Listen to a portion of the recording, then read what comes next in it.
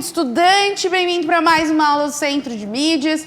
Hoje com a nossa aula aí, introdução número 3, então finalizando aí a nossa introdução do nosso componente aí hábitos sustentáveis. Eu sou a professora Fabiana e ao meu lado o maravilhoso Gabriel para mais uma aula incrível. Bom, tá na hora de finalizar o começo, finalizar a introdução, nossa última aulinha de introdução. E, bem, a gente falou na aula passada, a gente falou de coleta do Brasil, a gente falou de algo mais nacional e agora a gente vai pensar na estratégia dos outros países. Mas antes, só lembrando e sempre relembrando, nosso aprofundamento é Ciência em Ação, nossa unidade curricular é o projeto de casa sustentável e o que a gente está vendo agora são os hábitos sustentáveis. Tudo que a gente pode fazer a nível micro e a nível macro para melhorar a condição de vida, tanto nossa quanto do planeta. Mas antes da gente falar e conversar realmente, a gente tem aquela burocraciazinha padrão, que é o quê? Falar aonde, em que ponto a gente está aqui, beleza? A gente está na atividade 1, a gente está agora na terceira aula da nossa semana, quase começando ali o desenvolvimento e apresentando ali, mais uma vez, como sempre, as habilidades que a gente vai retratar aqui. Que é o quê? As habilidades, calma, você pode tirar print, baixar ou fazer qualquer coisa. Você consegue ver aqui que são basicamente as estratégias que a gente vai buscar para no decorrer dessas aulas, que a gente já está aqui, né, na introdução, conseguir se comunicar com vocês para que a gente consiga adquirir esse conhecimento junto, esse conhecimento socioambiental, analisando tanto a questão da sociedade quanto o ambiente ao seu redor. Tudo que seria de físico, químico, biológico, tanto o social ali integrado, beleza? E qual que é o eixo que a gente vai utilizar, o eixo primordial que a gente está utilizando? É o eixo, não vou falar, pelo amor de Deus, vou falar de 0,7 ali, que é o quê? É o que eu acabei de falar. Identificar e explicar questões socioculturais e ambientais relacionadas a fenômenos físicos, químicos ou biológicos, que é o que a gente já está conversando e a gente já está enjoado de saber, que é basicamente essa conversa que a gente tem entre o ambiental e a sociedade, como que a gente pode equilibrar os dois, com o que está certo, o que está errado, tanto nos nossos hábitos, tanto no nosso dia a dia, o que a gente pode melhorar cada vez mais, a busca disso. E a gente faz isso sempre com investigação científica, com pesquisa, com processos criativos, de formas que a gente consegue adquirir um conhecimento de uma forma muito mais dinâmica, a gente consegue valorizar esse dinamismo, a gente consegue sempre estar buscando outras formas de conseguir esse mesmo conhecimento, que é o que a gente vai conseguir agora com um aprofundamento. Bom, saindo aqui, né, dessa introdução que a gente sempre dá, a gente vai falar agora do nível global. A nível global, quais que são as características, quais que são as estratégias que outros países usam para essa coleta, para a gente conseguir o quê? Analisar qual que é a estratégia de diferentes países, o que um faz diferente do outro, e depois a gente mesmo se perguntar, se indagar, quais que seriam melhores ou por que algumas são piores. E a gente, a partir do momento, voltando na verdade, àquela nossa primeira aula de introdução, que a gente falou o quê? Nossa, quando eu tiver um dado do lixo que eu utilizo mensalmente, que eu gero mensalmente ou semanalmente, eu vou conseguir entender qual é a diferença entre eu e o próximo, eu e meu amigo. Aqui a gente já analisa a nível macro. Qual que é a diferença de todo o processo, tanto de coletar, tanto de descartar, mas visando quais que são as estratégias dos outros países. Exato, e a questão é a gente entender que assim, a gente não precisa sempre na vida partir do zero, né? O ideal é que justamente a gente possa olhar para pessoas, né, ou para países, enfim, que já estão pensando aí, que já têm os seus métodos, e justamente olhar e falar, tá, isso é legal, isso não é, isso funciona, isso não funciona, para que a gente justamente não precisa, sabe aquela ideia de tipo ficar batendo a cabeça à toa? Se a gente pode olhar para outras experiências, né, ver outras boas práticas aí que deram certo, por que não a gente justamente ter esse olhar para que a gente possa implementar algo aqui que a gente possa estar mais seguro que que tem uma chance grande de dar certo. Né? Exato, não tem para que a gente se prender a uma ideia que a gente tem que começar do zero se a gente sabe que o amiguinho do lado está fazendo algo que já está sendo eficaz, que já está sendo eficiente para o meio ambiente. A gente consegue pegar essa ideia e, obviamente, colocar no nosso contexto geográfico, seja todo o nosso território, seja diversos outros conceitos sociais, é isso que a gente vai ver. Mas é claro, se a gente já tem essa ideia, várias coisas são iguais. Já tem um padrão dessa coleta, em algumas características ali, em algumas estratégias, que é isso que a gente vai ver. Mas a gente vai estar falando de alguns países principais, que a gente pesquisou aqui junto e percebeu algumas singelas diferenças, algumas coisas interessantes que começam a nos indagar. A gente pensa, nossa, mas esse país ele tem esse tipo de taxa, tem esse tipo de coleta, o que isso eficientemente muda? Bom, a gente vai falar mais da Alemanha, Canadá, Estados Unidos e um pouco para o Oriente ali com o Japão. Mas como que a gente vai ver isso? Primeiro, vamos ver de uma forma rápida, de uma forma geral. Como cada país tem as suas estratégias, a gente obviamente consegue falar deles unicamente. Mas muitos compartilham de mesmas ideias, como por exemplo as que a gente está vendo aí agora, como a coleta seletiva, que é algo que inclusive tem no Brasil, que é cada cor de lixo sendo designada para um tipo de lixo. Algo tão simples que já faz o quê? A separação dessa coleta de lixo para ir para o local correto. A gente pensa também, que parece besta, mas a coleta semanal do descartes também é vista em todos os países, normalmente tendo uma média de uma vez por semana. Às vezes aqui no Brasil mesmo a gente vê uma coleta muito maior, né? Onde eu moro mesmo, a coleta é feita segunda, quarta e sexta, e em países como Alemanha, Canadá, é apenas uma vez por semana.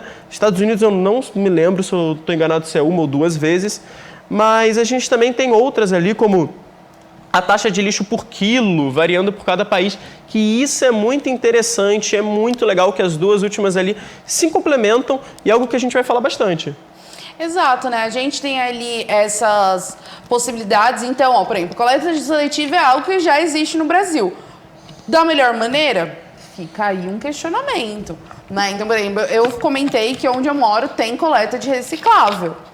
Isso é uma realidade para todo mundo? Esses lixos coloridos existem em todos os lugares, né? Essa coleta semanal dos descartes, só um detalhe que eu lembro por cima. Também eu tô na mesma que você, não lembro tanto. Estamos juntos. Mas eu acho que, por exemplo, na Alemanha você tem a opção de ser a cada 15. Ah, tá. Tipo, tem semanal, não é que não tenha semanal. Tem semanal, mas se você quiser economizar muito dinheiro, você pode pedir a cada 15. E essas taxas, né, tanto por quilo, tanto essa Pay As You Throw, que tem nos Estados Unidos e Canadá, é meio que diferente dessa taxa. Que lembra que a gente falou ali, que é relacionada à quantidade de metros cúbicos de água e tal? Ela é uma taxa meio padrão, né? Por mais que tenham ali as faixas, ela é um pouco mais padronizada, porque é de 0 a 10 mil litros. Então, tipo, a sua variação é de 10 mil em 10 mil litros. Aqui não. As variações, elas são absurdamente pessoais. Então, pode ser que eu gaste um pouco menos do que o Gabriel, mas se você olhar a nossa pilha de lixo, ela não é tão desproporcional assim. Sim, às vezes também ela é muito desproporcional pelo tipo de lixo que você está colocando na sua lixeira, porque como esse Pay As You Throw nos Estados Unidos, Canadá e também tem um pouco em Portugal, é uma dinâmica que também tem essa seleta, essa coleta seletiva. Então, acaba que, por exemplo, também tem uma taxa maior dessa coleta seletiva para medicamento, para tudo que a gente já comentou. Então, às vezes, eu tenho uma menor quantidade de lixo, mas o meu lixo precisa de um cuidado maior. Então, é uma taxa que conversa muito como unidade, como o que eu gasto, como que eu vou coletar esse meu lixo, como que eu vou designar esse meu lixo para diferentes coletas, seletividades e tudo mais, mas também é muito unificada, porque a gente acaba pagando, o valor monetário ali é exclusivamente pelo quanto que você já consumiu naquele mês, consumiu naquela semana e, obviamente, destinado a cada tipo de lixo que você está gastando, que você está produzindo. Não, e o importante é que, assim, é uma coisa que coloca na sua mão o controle do lixo. Entendeu? Então, assim, por exemplo, 1 quilo a gente pode falar que é muita coisa, mas não é muita coisa. 1 quilo não é uma quantidade absurda de coisas, né? Diferente de quando a gente fala, por exemplo, de 1.000 litros d'água, que é muita coisa. Mas o que acontece?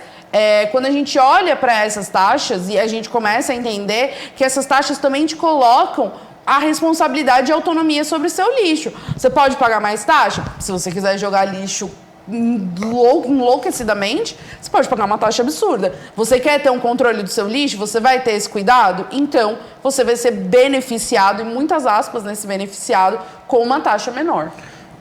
Se você tiver dinheiro para pagar o lixo que você está produzindo, ok, mentira, ok não, porque aí a gente vai entrar nesse assunto nas próximas aulas, que é o quanto que a gente produz de lixo, mas a lógica é essa, você vai pagar pela quantidade que você produz. E a variação não é tão grande quanto no Brasil, aqui, que é essa de 10 mil metros cúbicos, essa variação que é enorme. Aqui não, a variação é muito menor e, obviamente, se a variação é menor, o custo também, a alteração desse custo é todo mês que você deixa ou consome algo a mais. Mas já que a gente já está falando dessa estratégia, vamos falar um pouco mais dela, vamos situar um pouco mais ela. Por quê? Agora no slide a gente tem algumas definições ali do que seria essa estratégia. Ela é um incentivo, como mesmo está escrito aí o que a Fabi disse, para os cidadãos. Por quê? Porque por via financeira isso acaba fazendo com que você controle o lixo que você produz. Opa, minha conta hoje de lixo, minha conta desse mês, veio muito mais alta do que o mês passado. O que eu acabei consumindo a mais? O que eu acabei gerando a mais de lixo? Então isso também já gera uma reflexão, tanto no nosso bolso, monetária, mas indiretamente gera aquela conscientização. Opa, eu acabei de produzindo mais lixo, ou um lixo mais difícil de ser descartado.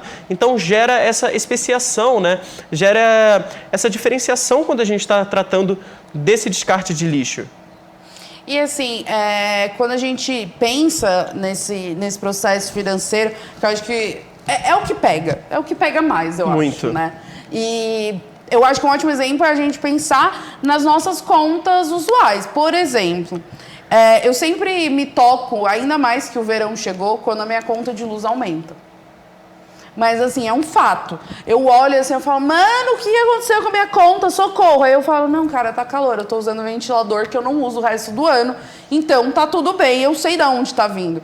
Mas é justamente isso, quando a gente começa a entender esse fluxo, e principalmente quando a gente começa a pesar no bolso, eu sei que você vai falar, não sei o quê, mas normalmente as coisas funcionam quando elas pesam no bolso. Quando a gente começa a entender isso, a gente começa a ter mais cuidados. Então talvez se a minha conta de luz ela fosse a mesma o ano inteiro, eu não teria esse insight de falar, pô, acho que eu estou gastando mais, estou gastando menos, o que está acontecendo, né? Mas a partir do momento que tem alguns meses que eu pago mais porque eu usei mais, eu começo a olhar e falar, meu, por que veio mais alto? O que eu usei a mais? E aí você começa a ponderar o que você está usando e o que você não está usando, né?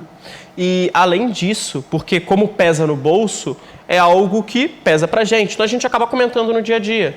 A gente acaba, nossa, a conta de água hoje, a conta de luz, por exemplo, veio muito mais alta do que mês passado. Por quê?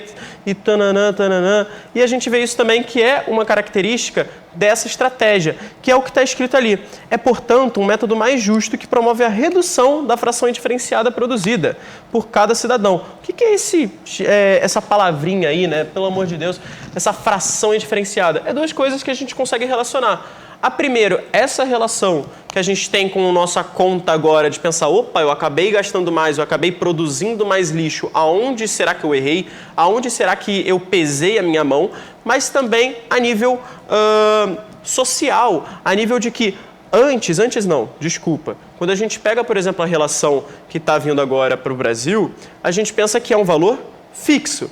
Aqui não, como é um valor completamente variável perante ao seu lixo, você vai pagar menos do que a pessoa ou mais de vez de uma taxa que é fixa, que se você produzisse menos lixo, você estaria pagando menos. Mas nesse caso não, você pagaria a mesma situação. Então essa estratégia também é um valor muito legal para as pessoas ao redor, porque acaba tendo indiretamente uma conscientização por conta de mexer no bolso, por conta desse aumento na taxa ser muito rápido, por conta do lixo que você acaba produzindo, mas também por conta desse outro fator, que é o fato de que todas as pessoas vão pagar valores tão diferentes entre si que acaba gerando, além dessa conversa, dessa conscientização, acaba levando meio com um lado mais justo, que é a pessoa que consome mais lixo vai acabar pagando, vai acabar tendo que pagar uma taxa maior de descarte, até porque ela está descartando mais lixo. É meio que você pensar proporcionalmente. É justo a gente estar pagando, por exemplo, por toneladas de lixo que a gente não usa, né? E aí é aquela questão, é óbvio, quando a gente está falando do meio ambiente, todos nós vamos pagar esse preço no final. Mas se a gente está falando sobre fazer ali uma taxação justa, enfim, e colocar essa taxação nas nossas mãos, é justamente pensar isso. Eu quero gastar menos, eu quero ter menos gasto com lixo, então, proporcionalmente, eu tenho também que produzir menos lixo. E eu particularmente gosto muito dessa estratégia, porque ela é uma estratégia justa. Ela é uma estratégia onde você sabe o que você está produzindo de lixo e você vai pagar pelo que você produz.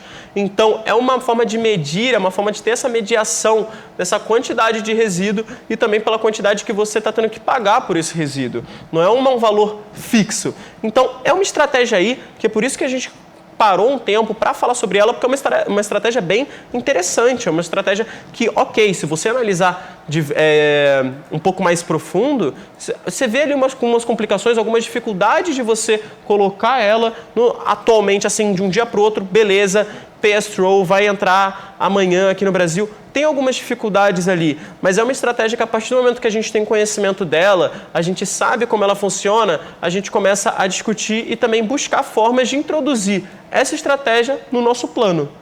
Meio que a ideia de que nenhuma mudança ela precisa, né, obrigatoriamente ser brusca.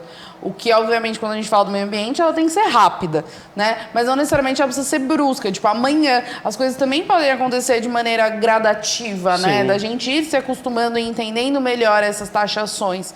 E entender que taxação, gente, é uma coisa que existe no mundo inteiro. Esse negócio que, tipo, mas por que tá taxando?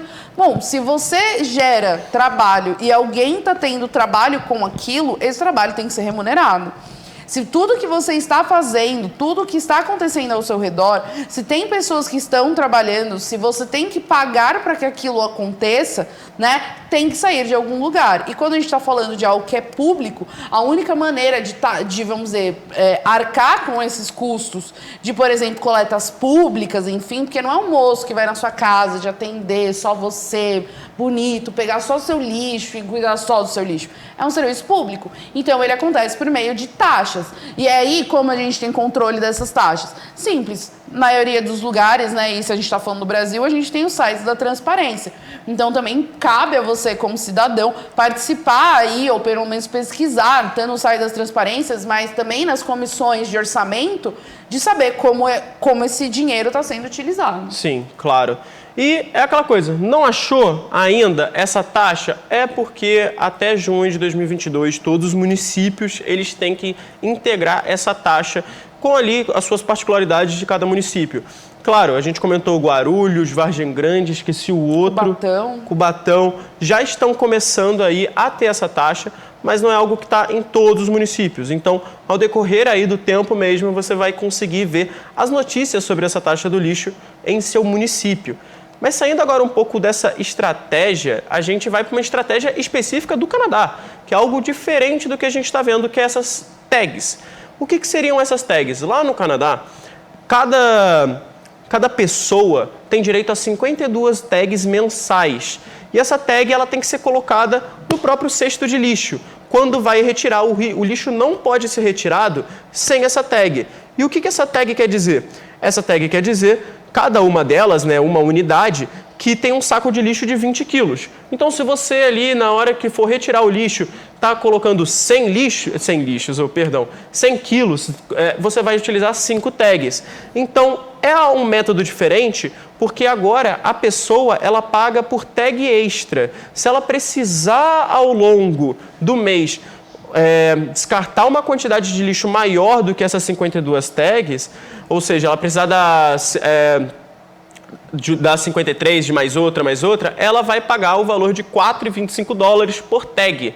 Então, já uma estratégia completamente diferente do que a gente acabou de falar, mas a gente já vê uma outra coisa aqui, que é como, ao mesmo tempo, né, A pessoa ela tem uma facilidade de descarte mais, vamos dizer, mais rápida, não mais rápida, mas com menos peso no bolso, por assim dizer, mas se ela acaba descartando um valor muito alto de lixo que chega a ultrapassar essa média de 52 tags mensais, ela vai a pagar 4,25 por tag. Lembrando, essa tag basicamente é uma etiqueta que diz que cada etiqueta ali teria 20 litros de lixo.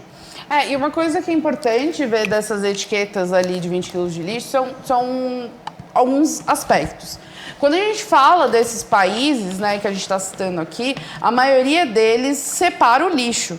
Então, essas tags, né, elas têm ali também algumas divisões que a maioria deles separa, nem que seja, por exemplo, eu vi isso nos Estados Unidos, né, que você tem a lixeira para lixo convencional, vamos dizer, de dentro de casa, e você tem uma outra lixeira para qualquer lixo que seja externo. Então, tipo, folhas, enfim. Então, esse lixo é tudo que você joga fora, tá? Essas tags não é tipo, não, mas se eu for jogar planta fora é outra coisa.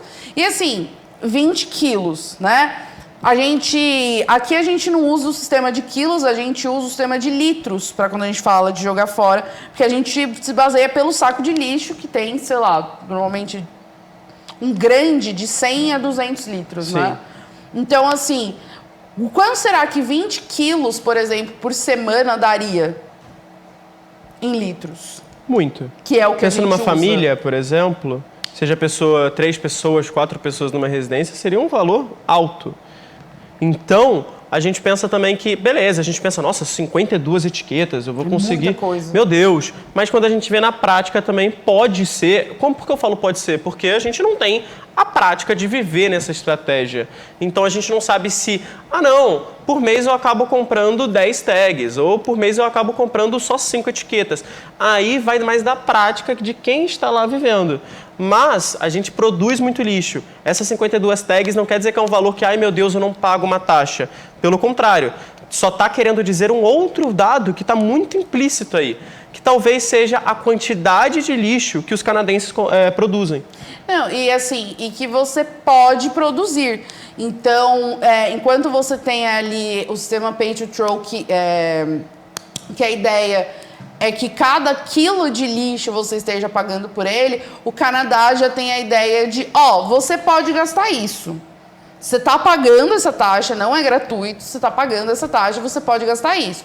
Tudo que você gastar acima disso, você vai pagar extra. Sim. Então, uma forma de ver o mesmo problema com estratégias, com métodos diferentes. E uma coisinha, lembra que na aula passada ali a gente acabou rápido, mas eu falei para guardar aquela informação? Então, é para a gente fazer uma inserção aqui com o que o Canadá faz. 97% dos resíduos que requerem uma disposição final no Canadá, eles são enviados para aterros e 3% são incinerados. Ok, foca nesse 97%. Quando a gente fala que 97% vai para aterro é um local controlado. É um local que vai fazer com que o lixo realmente fique numa situação ali de lixo, mas ele não vai ter um maior problema biológico, um maior problema químico, um maior problema de poluição em si. Então, quando a gente pensa em aterro, a gente pensa em um local correto para despejar o lixo. E incineração queimar o lixo, é incinerar. Agora, pega esse dado de 97% do Canadá e coloca com o Brasil, que a porcentagem era muito, mas muito inferior, muito baixa quando comparada. Então, a gente analisa também o quê?